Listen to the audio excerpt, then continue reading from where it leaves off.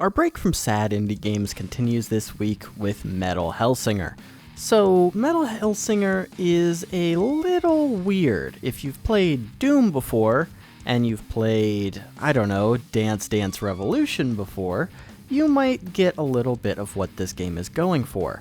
So this game is a first-person shooter, but you do more damage, and in some cases, damage at all, based on how you time your shots to the rhythm of the song that's playing in the background. So this game is entirely set to a pretty good metal soundtrack. I'm not much of a metal guy, but, gotta do what you gotta do when you play these games. We'll give you a little taste of that right here.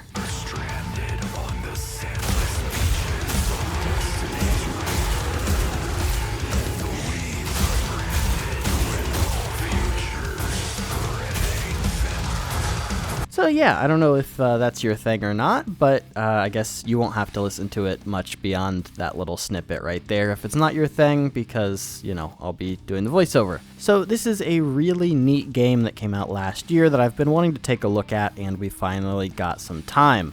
So we do a little bit of cheesing for some of the achievements here, which makes them pretty easy. So if you're somebody looking for a quick game to knock out with a really interesting concept, this is for you. I hope you enjoy Metal Hellsinger. So before we can start up the actual game, it asks us what difficulty we want to play on, and I deliberated a little bit, but I ended up going with the lowest difficulty because I'm not very good at rhythm games, and, maybe a little cheesy, but there's no shame in playing at a low difficulty. So in this game, we're playing as a character called the Unknown. Now, the Unknown has been cast down into Hell for some unknown reasons as of right now, and in Hell, they take away the one thing that you love most. In this case, they've taken away our voice, so we're on a mission to get that back. So the main antagonist of this game is the Red Judge, or the Devil, you could call them either really.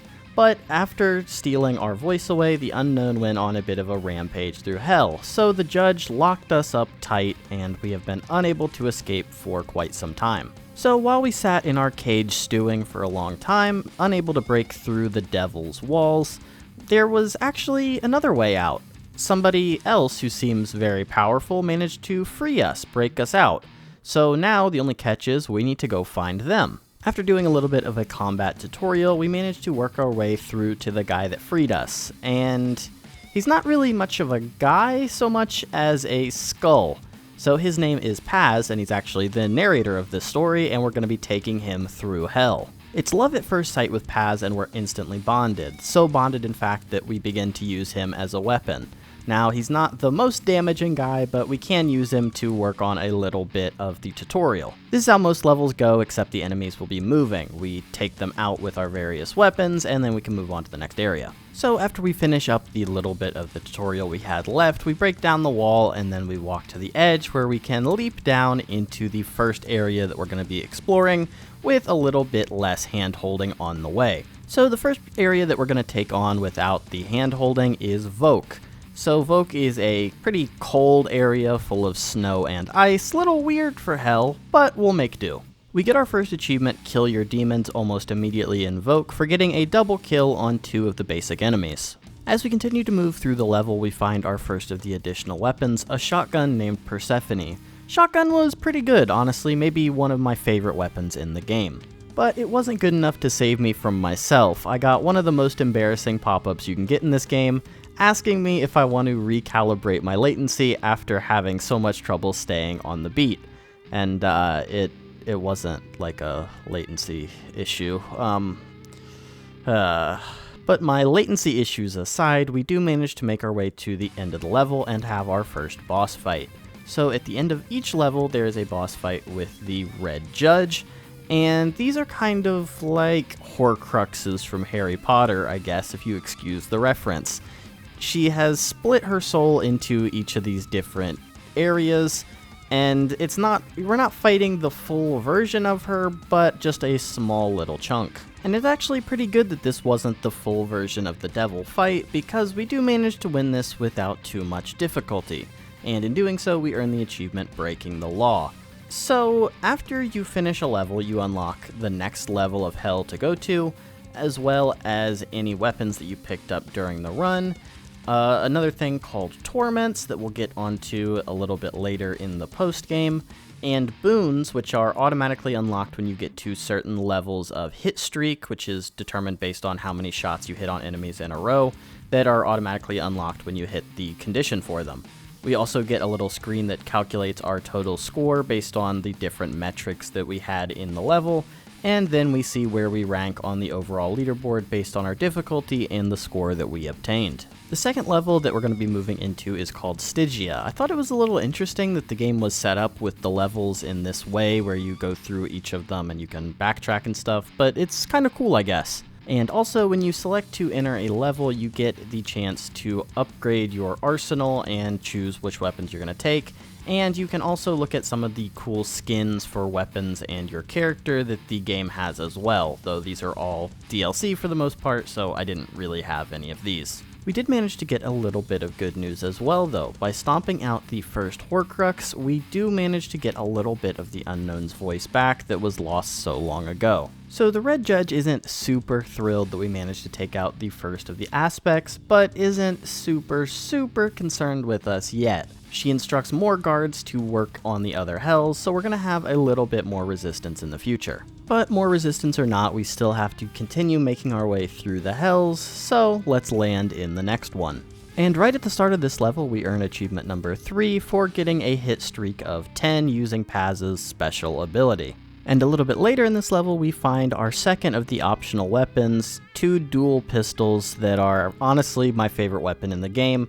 I expected from the first 2, the shotgun and these, it seemed like the weapons were just going to keep getting better and better every level, but I just love these guys. Once we make it to the end of the second level, we once again come face to face with another of the Red Judge's aspects.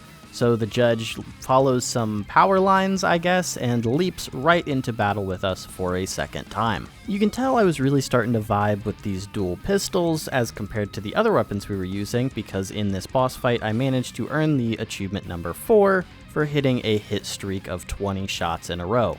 And we also happened to defeat the judge's aspect in this same flurry of 20 shots, earning us achievement number 5 if I can make it down here. Now that we've taken out 2 of the judge's aspects, the judge is starting to get a little more worried. Not fully convinced that we're a problem, but a little more worried. Until they call upon all of the Hell's greatest researchers who find that there's some sort of prophecy about the Red Judge being taken out by a Hellsinger. And, I mean, who else could that be? So the judge begins to launch an army at us. So now we're off to Yelm to fight against this raging army. And in Yelm we find yet another weapon. This one is the Vulcan crossbow. It's pretty decent. It's up there with my favorites. The ultimate ability groups enemies, so it is pretty cool. As we move up to the end of the level, we find a wall of these weird wiggly bricks that retract back into this area that kind of looks like a boss arena.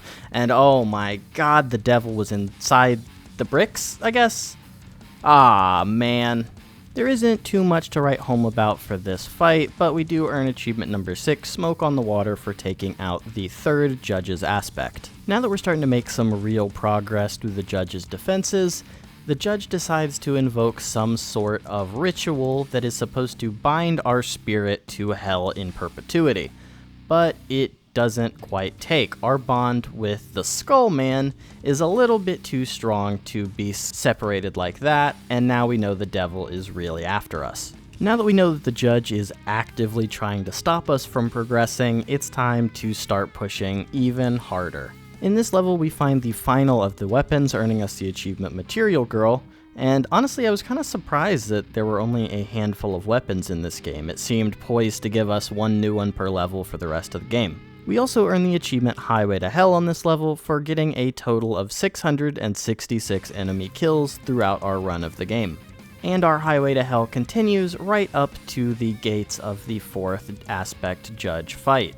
Each of these boss fights is getting more and more interesting as we progress, but this one is another one that's not super interesting. We'll get more to the rest of them later, but we do earn the achievement Rise, Rebel, Resist for taking out the 4th judge aspect. So word is starting to get out that we are taking on each of the judge's aspects and taking them out with ease. And so people are starting to think, hey, this unknown is probably the Hellsinger. What happens when the Hellsinger finally fulfills that prophecy? Does the Hellsinger become the judge? Nobody really knows for sure. So the judge is getting even more wary about our approach now. She decides to give some guy a bit of a zap, and an eagle flies out of his skull, and then down from the sky come some suspiciously winged-looking figures. Interesting. And we get a little bit more confirmation about what's going on when our skull friend mentions that we're going to be facing down heaven's reps. So, yeah, they're angels. But lucky for us, our first matchup with one of these angels doesn't go too bad. They are pretty powerful though, so we'll need to watch out for the future. But even the handful of angels that we've fought up to this point can't really stall out our progress. And this boss fight is pretty cool. The majority of it takes place in this ring of stones that fall down into lava if you stand on them for too long and based on the judge's attacks. So this one is pretty cool, getting a little bit cooler as we go on. And still the judge doesn't really manage to hold us back as we kill her and earn the achievement Dead and Buried. So another part of the story that I haven't really covered up to this point is that Paz has kinda some memory loss issues. And as we've been progressing through hell, his memory's been coming back. So for some reason, once these angels start coming down, he gets a vision of the Red Judge sentencing the unknown down into hell and taking her voice away. So that's kind of some weird stuff there. So even with the angels' help, we're still making progress, and that starts to scare the remaining angels, and the judge is also getting a little bit worried, so the judge decides to subject herself to something called dissolution, some sort of spell, but we do have a little bit more time to make some more progress before that spell can take place. In fact, we have time for just about one more layer of hell, conveniently enough. But the judge is succeeding in putting up more resistance. We're starting to fight more and more of these angels, and they're starting to be more and more annoying. But even the increased reinforcements of the additional angels aren't quite enough to stop us, and we make our way to the next aspect fight. Now this is probably my favorite of the individual aspect fights. It is actually two aspects. It's kind of a twin souls thing, where they both appear and only one of them can be damaged and the other one is just a distraction to put out damage into you.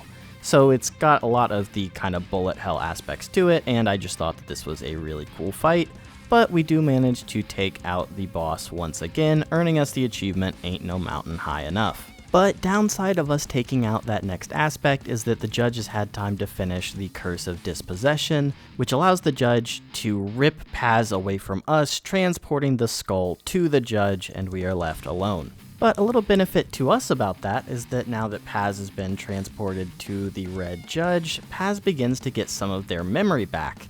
And we learn that Paz used to be an angel. And not just any regular angel either, really the right-hand man to the big man himself. But he forced all of that to go away once he heard the Hellsinger's song, and he had to do quite a bit of work to get himself cast down to hell to go rescue her. Obviously, we're not going to stop pushing our way through the hells though, especially now that we've lost our skull buddy. And luckily enough, when we make our way to the end of this level, this aspect happens to have the skull ready and waiting if we can take it out.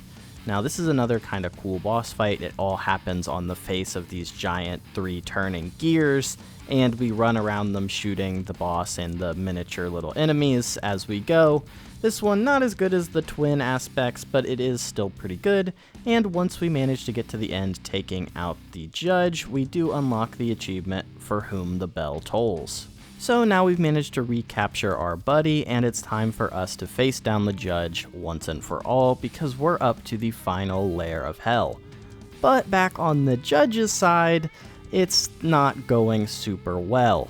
The judge learns that the reason all the angels have been sent down is because heaven is afraid that once the Hellsinger takes over, she's coming for heaven next, and it's a pretty legitimate fear it turns out. So it's time for us to enter into Sheol and have our final combat with the Red Judge once and for all, and the judge captures every free spirit she can manage to try to take us out.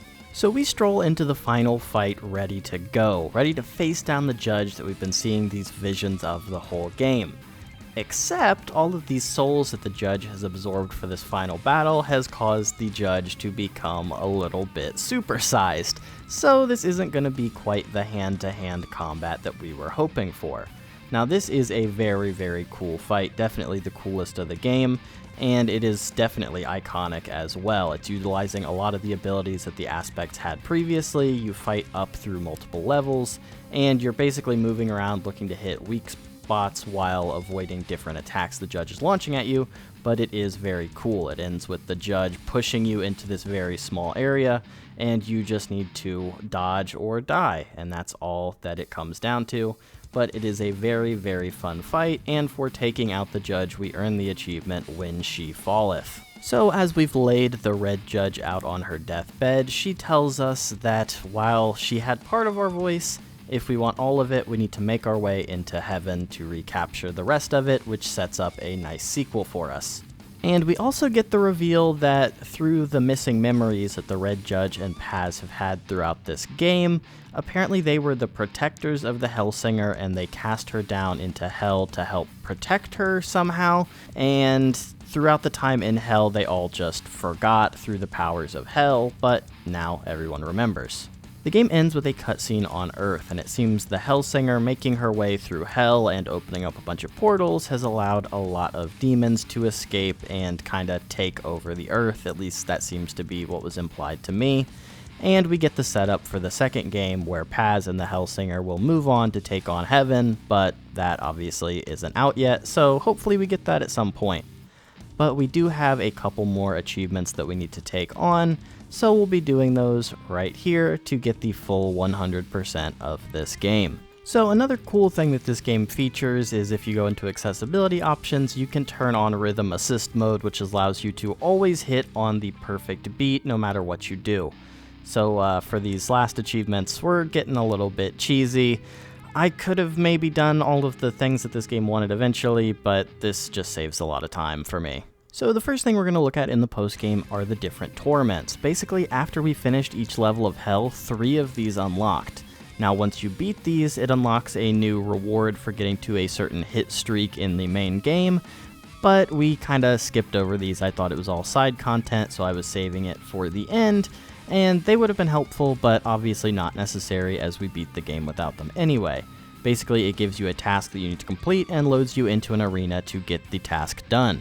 So in the case of the first torment, we just need to kill 40 enemies in a certain amount of time, and each kill gives us a little bit more time on the clock to get the task done. And after we finish the first torment, we earn 2 achievements. Heavy Metal is the Law, and 3 of Pentacles for completing our first torment, and for completing a torment in the perfect 3 out of 3 rating. We also learn a very helpful tidbit that while you're doing these torments, you can unlock the achievements for the main game too, as we earn the achievement for killing 50 behemoths while we're taking on the next torment, which will be super helpful. I was a little bit worried about this next achievement, but we managed to hit a very sick shotgun shot to earn the achievement The Fairy Woman for getting 8 kills in 4 seconds. I think it was probably a bad idea to wait and do all of these at the end, and I think I would have enjoyed them a little bit more if I did them 3 at a time as I was going through the game, but as you can see, it was kind of a grind to get through these. In one of them, I'm basically just running in a circle, as you can see here, taking out the enemies and then doing the warp attack, and this is okay, but it was kind of boring to do all of them right in a row like this. But at least we're making progress. We earn the achievement Soaring in the Deep for hitting the dash jump combo 100 times throughout the game. And also another side note, maybe I'm being a little bit too harsh and these were only boring because of the difficulty and using rhythm assist for me, but that's okay. I didn't mind them at all, especially as we complete all of the torments and earn the achievement Ain't No Rest for the Wicked. So next up, we're going to go back to that first hell we were in called Voke. Now this is because the next achievement we're going for is for only using the skull as our weapon for a full level, and as established, the skull isn't super strong, so it makes sense to go back to the basic level for it. And honestly, these don't feel super great, but with using rhythm assist, these next couple achievements are super easy. We managed to get hit streaks of 35, 50, and another achievement for getting 25 kills while maintaining a hit streak. And obviously this level as a whole with what we're using isn't super difficult, as we get to the end and earn 2 achievements, Pacifist for using the skull, and Not Shaken, Not Stirred for not missing a single beat in a hell, which is thanks to rhythm assist. With a little bit of setup, we earn the achievement Raining Blood for killing 2 angels with a single attack. And it's not super impressive, but up to this point we've actually managed to go completely without dying, so we kill ourselves on a Chaos Crystal to earn the achievement A Piece of My Heart.